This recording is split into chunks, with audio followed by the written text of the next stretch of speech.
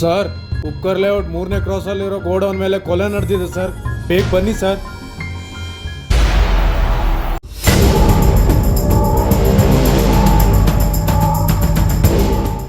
ಕೊಲೆ ನಡೆದಿದೆ ಅಂತ ಕಾಲ್ ಮಾಡಿದ್ದು ನೀವೇನಾ? ಎಲ್ಲಿ? ಯಾವ ಬಾಡಿನೂ ಕಾಣಿಸ್ತಾ ಇಲ್ಲ. ಹೇಗಿದ್ದೀರಾ ACP ಅವರೇ? ರೀ, ಯಾರ್ರೀ ನೀವು?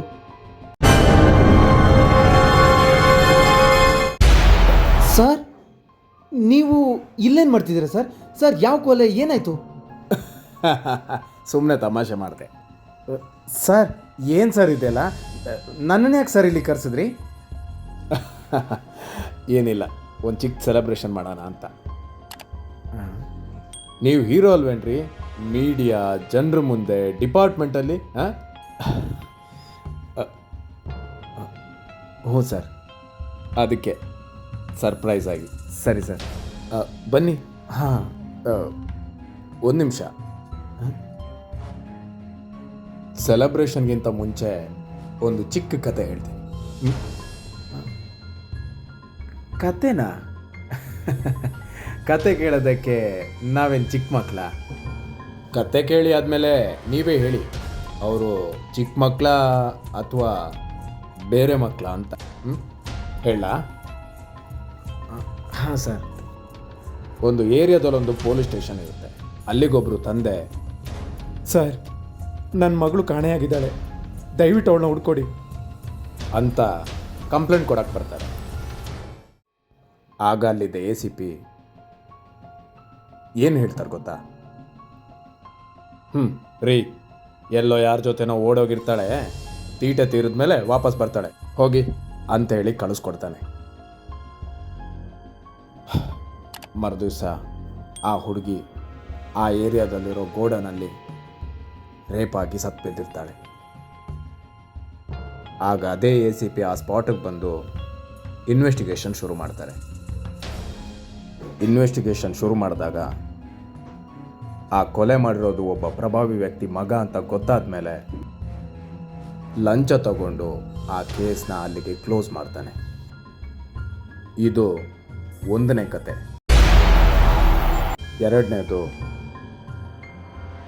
ಆ ಏರಿಯಾದಲ್ಲಿ ಒಬ್ಬ ಹುಡುಗ ಬಸ್ಸಲ್ಲಿ ಹೋಗ್ತಿದ್ದಾಗ ಅಕಸ್ಮಾತ್ ಕೈ ಟಚ್ ಆಯಿತು ಅಂತ ಒಬ್ಳು ಹುಡುಗಿ ಅದನ್ನು ವಿಡಿಯೋ ಮಾಡಿಕೊಂಡು ಸೋಷಿಯಲ್ ಮೀಡಿಯಾದಲ್ಲಿ ವೈರಲ್ ಮಾಡಿ ಪೊಲೀಸ್ ಕಂಪ್ಲೇಂಟ್ ಆಗೋ ಥರ ಮಾಡ್ತಾಳೆ.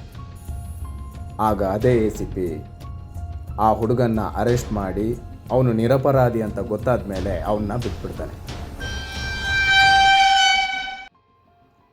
ಆದರೆ ಅವನು ತುಂಬ ಮರ್ಯಾದಸ್ಥ ಕುಟುಂಬದ ಹುಡುಗ. ಅವಮಾನ ತಾಳಲಾರ್ದೆ ನೇಣು ಹಾಕೊಂಡು ಸತ್ತೋಗ್ತಾನೆ. ಆದರೆ ಈ ACP ಆ ವಿಡಿಯೋ ಮಾಡಿದ್ದು ಹುಡುಗಿದು ತಪ್ಪು ಇದ್ದರೂ ಕೂಡ ಅವಳು ಪ್ರಭಾವಿ ವ್ಯಕ್ತಿ, ದುಡ್ಡಿರೋಳು ಅಂತ ಅವಳನ್ನ ಅರೆಸ್ಟ್ ಮಾಡದೆ ಸುಮ್ಮನೆ ಬಿಟ್ಬಿಡ್ತಾನೆ.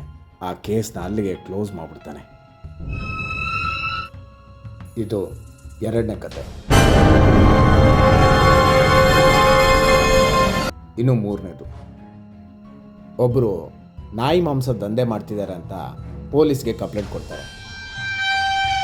ನಾಯಿ ಮಾಂಸನೆಲ್ಲ ಬಿರಿಯಾನಿಗಳಲ್ಲಿ ಮಿಕ್ಸ್ ಮಾಡಿ ನಾಯಿ ಬಿರಿಯಾನಿ ಮಾಡ್ತಿದ್ರಂತೆ. ಆದರೆ ಆ ACP ಏನು ಮಾಡಬೇಕು? ನಾಯಿ ಮಾಂಸ ಮಾರ್ತಾ ದಂಧೆ ನಡೆಸೋರನ್ನ ಅರೆಸ್ಟ್ ಮಾಡ್ಬೇಕು ತಾನೆ? ಅದನ್ನು ಮಾಡಲ್ಲ ಅವನು.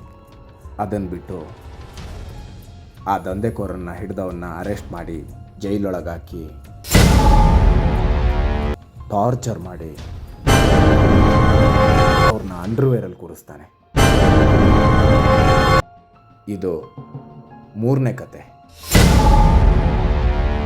ಇಷ್ಟೇ ಅಲ್ಲ, ಆ ACPದು ಇನ್ನು ತುಂಬ ಈ ಥರ ಕಚಡ ಕೆಲಸ ಇದೆ. ಲಂಚ ತಗೊಂಡು ಜನಗಳಿಗೆ ತುಂಬ ಅನ್ಯಾಯ ಮಾಡಿದ್ದಾರೆ. ಆ ಲಂಚದ ದುಡ್ಡಲ್ಲಿ ಬೆಂಗಳೂರಲ್ಲಿರೋ ಎಷ್ಟೋ ಏರಿಯಾಗಳಲ್ಲಿ ಮನೆ, ಸೈಟು, ಕಾಂಪ್ಲೆಕ್ಸು ಎಲ್ಲ ತಗೊಂಡ್ಬಿಟ್ಟಿದ್ದಾನೆ. ಲಂಚ ಲಂಚ. ಆದರೆ ACP ಮೀಡಿಯಾ, ಜನಗಳು, ಡಿಪಾರ್ಟ್ಮೆಂಟಲ್ಲಿ ಹೀರೋ ಅಂತ ಹೆಸರು ಪಡ್ಕೊಂಡ್ಬಿಟ್ಟಿದ್ದಾನೆ. ಆದರೆ ಅವನ ಲಂಚದ ಕತೆ ಯಾರಿಗೂ ಗೊತ್ತಿಲ್ಲ. ಹಾಂ, ಈಗ ಹೇಳಿ, ಆ ಕತೆ ಮಕ್ಕಳದ ಅಥವಾ ಬೋಳಿ ಮಕ್ಕಳದ ಅಂತ?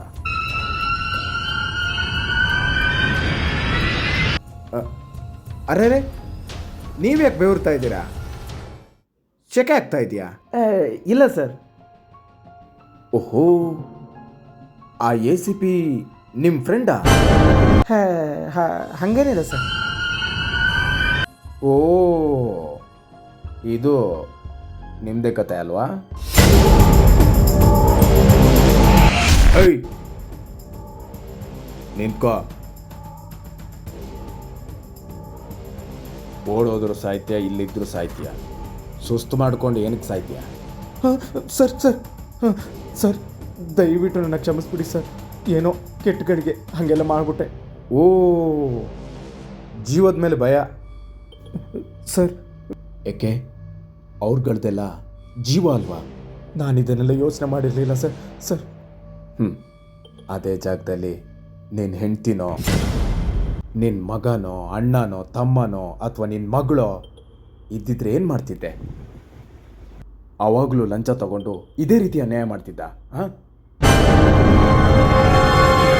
ಸರ್, ಏನೋ ಗೊತ್ತಿಲ್ಲದೆ ತಪ್ಪು ಮಾಡ್ಬಿಟ್ಟಿದ್ದೀನಿ ಸರ್. ಇನ್ನು ಮುಂದೆ ಹಂಗೆ ಮಾಡಲ್ಲ ಸರ್. ಒಂದು ಅವಕಾಶ ಕೊಡಿ ಸರ್. ನಿನಗೆ ಅವಕಾಶ ಕೊಡೋ ಅಷ್ಟು ಒಳ್ಳೆಯವನಲ್ಲ ಕಣೋ ನಾನು. ಇನ್ನೇನೇ ಇದ್ದರೂ ನಿನಗೆ ಸಾವೇ ಗತಿ.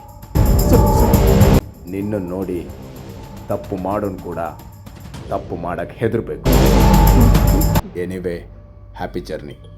ಮತ್ತೆ ಹುಟ್ಟಿ ಬರಬೇಡ. Please sir,